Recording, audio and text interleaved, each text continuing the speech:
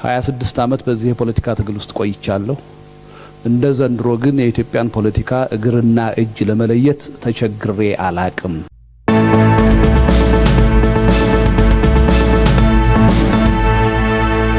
በሚል ርዕሰ ጉዳይ 13 ደቂቃ አለዎት። አመሰግናለሁ።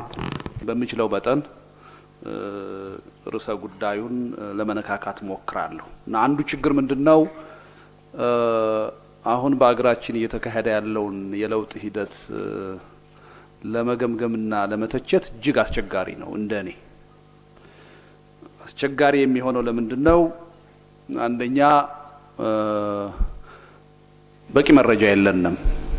በኢህአዴግ ውስጥ ይሄ የለውጥ ሂደት ከየት ተነስቶ በማን ተነስቶ በየትኛው ሂደት አልፎ ከዛሬ ደረሰ በሚለው ጉዳይ በቂ መረጃ የለንም። የዛሬ 10 ወር ገደማ ይመስለኛል አንድ ነገር ተናግሬ ነበር። በተደጋጋሚ ነው የተናገርኩት። 26 ዓመት በዚህ የፖለቲካ ትግል ውስጥ ቆይቻለሁ። እንደ ዘንድሮ ግን የኢትዮጵያን ፖለቲካ እግርና እጅ ለመለየት ተቸግሬ አላቅም ብዬ ነበር። የሚገርመው ለውጡ እንግዲህ ከተጀመረ 1 ዓመት ሆነው 1 ዓመት የጥሞና ጊዜ ወስጄም አሁንም በቂ መረጃ የለኝም። እኔ በቂ ግንዛቤ የለኝም። ስለዚህ አንዱ በቂ መረጃ የለም። ሁለተኛው ለውጦቹ እየተካሄዱ ያሉት በብርሃን ፍጥነት ነው። አንዱን ነገር በእውቀት በመረጃ በደንብ አድርጎ ለመተንተን በሚያስችል ደረጃ እድል የሚሰጥ አይደለም የነበረው። ይሄ የራሱ ጥንካሬም ድክመትም ይኖረዋል። ሶስተኛ ለውጡን እየመራ ያለው ኃይል ተሰባሪ ይመስላል። ሆደ ባሻም ነው። ስለዚህ ይሄን ኃይል በምን መጠን ነው መተቸት ያለብን የሚለው ያሳስበኛል። ዝም ካልነው ሀዲዱ ሊስት ይችላል። እያንዳንዷን ነገር ደግሞ እየለቀምን ነጥብ ለማስቆጠር ብንተቸው ሊሰበር ይችላል። ያ ደግሞ አገርን ዋጋ ሊያስከፍል ስለሚችል በምን መጠን ነው መተቸት ያለብን የሚለው ያሳስበኛል ብዙ ጊዜ እና ለዚህ ነው ከባድ የሚሆንብኝ።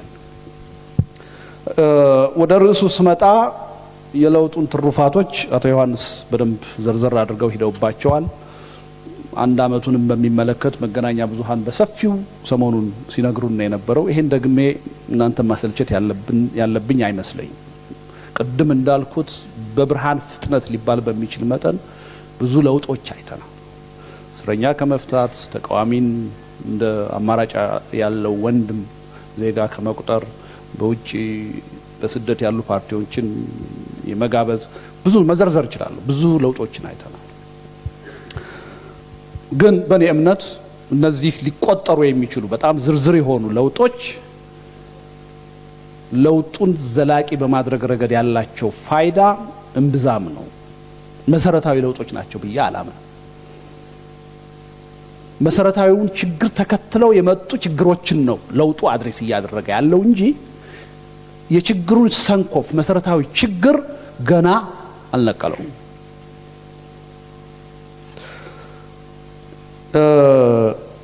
እንግዲህ ለውጡ ሲመጣ ለኔ ዋናው ትሩፋት የነበረው ምንድነው? በህዝብ ትግል የመጣ ለውጥ ሆኖ እያለ ኢህአዴግ ይሄን ጉዳይ የሞት የሽረት ጉዳይ ሳያደርግ ይሄን ለውጥ የግድ መቀበል አለብን ብሎ ራሱን መለወጥ መጀመሩ ትልቁ ትሩፋት እሱ። በአብዮት በትጥቅ ትግል ኢህአዴግ ተደምስሶ ለውጥ ቢመጣ ኖሮ ህልውናችን መቀጠሉ አሳሳቢ ነበር። ለምን? አንደኛ ስልጣንን ለመረከብ የተዘጋጀ ተቃዋሚ አልነበረም። ሁለተኛ ሁሉን ነገር እንደ 1966 83 ከዜሮ ነበር የምንጀምረው። እርሾ የሚሆኑ ተቋማት፣ እርሾ የሚሆኑ ህጎች አይኖሩንም ነበር።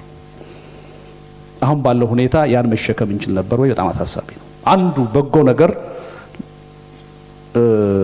እሱ ነው። ሁለተኛው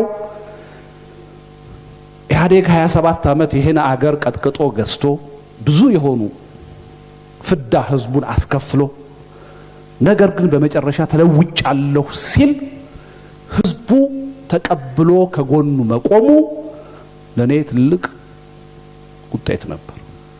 በሁለት ምክንያት ከኢህአዴግ ምንም አይነት ጥሩ ነገር ሊመነጭ አይችልም በእነሱ መቃብር ላይ ነው አዲስ ስርዓት ማምጣት አለብን የሚል ጽንፈኛ የፖለቲካ ኃይል ነበር። ይሄ ሂደት ይህን ዲስፕሩቭ ማድረግ ችሏል። ሁለተኛ 27 ዓመት ሙሉ የተካሄደውን ብሔር ተኮር ከፋፋይ ፕሮፓጋንዳ ያዳመጠ ትውልድ ዶክተር አብይ ከየትኛው ዘር ናቸው ከየትኛው ድርጅት ናቸው ሳይል የሚጠቅመኝ አጀንዳ ይዘው መጥተዋል ብሎ ከጎናቸው ሲሰለፍ ሳይ ይሄ ትልቅ የኢትዮጵያ መድህን ነው ብዬ እንዳስብ አድርጎኛል። 27 ዓመት የተደረገው ፕሮፓጋንዳ ከሽፏል። የኢትዮጵያ ሕዝብ በውስጡ አንድነቱን የሀገር ፍቅሩን ይዞ ቀጥሏል የሚል ተስፋ ሰጥቶኛል። ሶስተኛው የለውጥ ኃይል የሚባሉት ሰዎች በኢህአዴግ ውስጥ ወጣት መሆናቸው ሌላው በጎ ነገር ነበር። ከ1960ዎቹ ከኢህአፓ መኢሶን ትውልድ ጋር ያልኖሩ በትጥቅ ትግል ውስጥ ያልተሳተፉና ለሚሰሩት ስራ የደም ካሳ የማይጠይቁ ወጣቶች መሆናቸው ትልቅ ነገር ነበር። ይሄ የፖለቲካ ባህላችንን ለአንዴና ለመጨረሻ ጊዜ በመቀየር ትልቅ እድል ይፈጥራል የሚል ተስፋ አጭሮብን ነበር። ያ ነገር ቀጥሏል አልቀጠለም? እነዚህ ነገሮች የምንላቸው ወረድ ብያየዋል።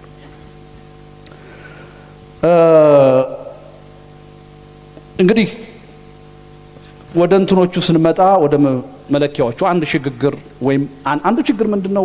አሁን ያለንበት ሂደት ተሐድሶ ነው ወይስ ሽግግር ነው? ይሄን እንኳን ዲፋይን አላደረገም። ሁለቱን እያመሳቀልን ነው የምንጠቀመው። ኢህአዴግ በጥንቃቄ ነው የሚናገራት ተሐድሶ ናት። ምክንያቱም የሌጂቲመሲ ጥያቄ አለ። ሽግግር ነው አይልም። ሌላው ህዝብ ግን የሚካሄዱትንም ለውጦች በማየት ሽግግር አድርጎ ነው የሚያየው። ዞሮ ዞሮ አጠቃላይ መለኪያዎቹን ሳያቸው እኔ ተሐድሶ ነው፣ ሽግግር አይደለም።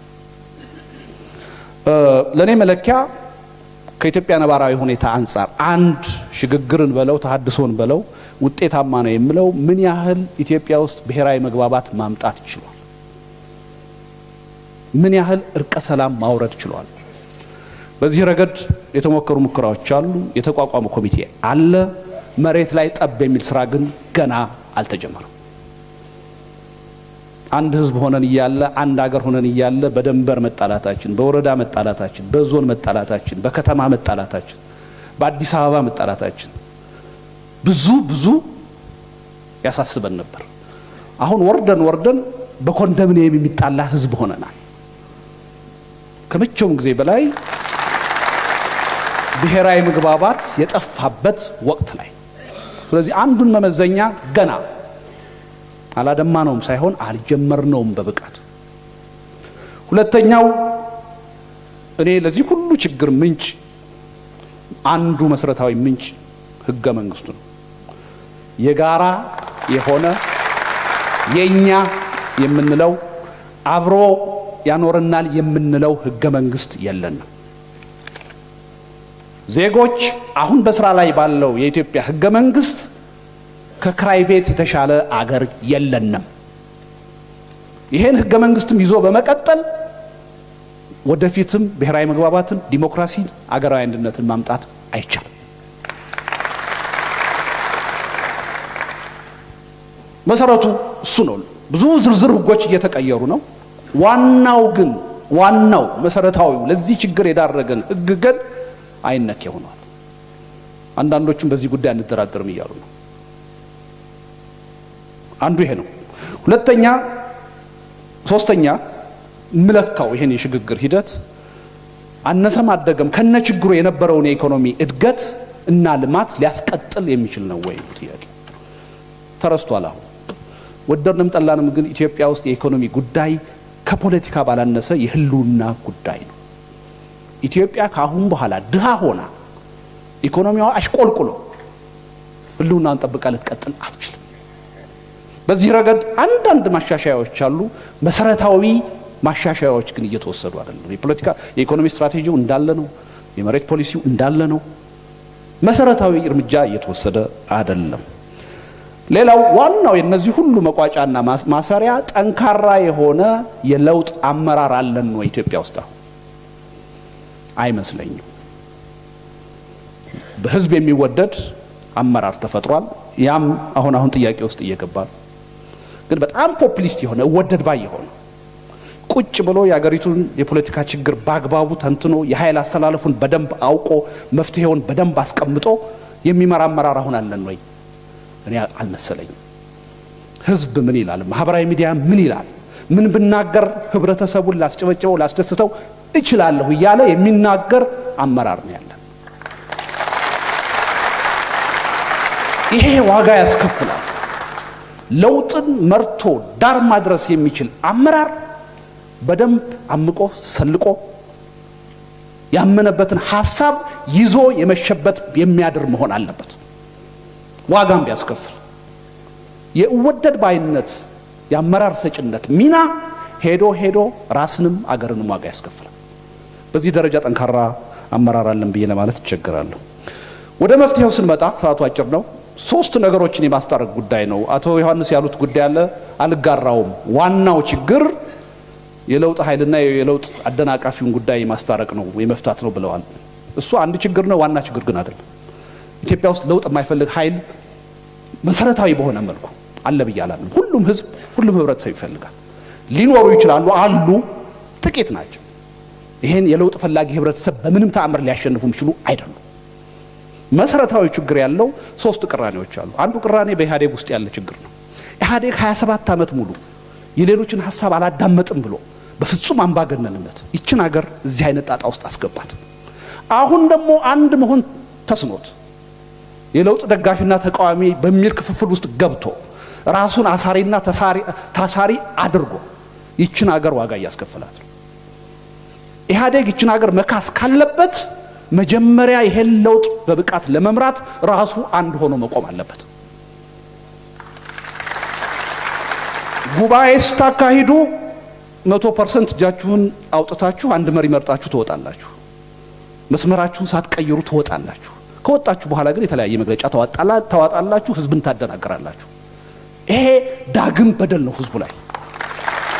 ሁለተኛውና መሰረታዊ ቅራኔ በኢትዮጵያዊ ማንነትና በብሔር ማንነት ያለ ቅራኔ ነው። ይሄን ሊያቻችል የሚችል መፍትሄ የኢትዮጵያ የፖለቲካ ኃይሎች ማምጣት ካልቻል ሌላ የለውጥ ትግል ገና ወደፊት ይጠብቀናል። ቅድም ዘርዝሬዋለሁ የደረስንበትን ደረጃ። ሶስተኛው የጽንፈኝነትና የምክንያታዊነትን ፖለቲካ ማስታረቅ። ሁለት ኃይል ነው አሁን የኢትዮጵያ የፖለቲካ ኃይል አስተላለፍ ስናይ ያለው። ተሰጥቶት የማይጠግብ ጽንፈኛ የሆነ ኃይል አለ። በዋናነት በመንግስት ላይ ተጽዕኖ እያሳደረ ያለው ይሄ ነው። ለውጡን እየፈለገ ግን ለውጡ በሰላምና በህግ እንዲመጣ የሚፈልግ ምክንያታዊ ህዝብ አለ። ይሄ ህዝብ ብዙ ነው፣ አቅመ ቢስ ግን ነው።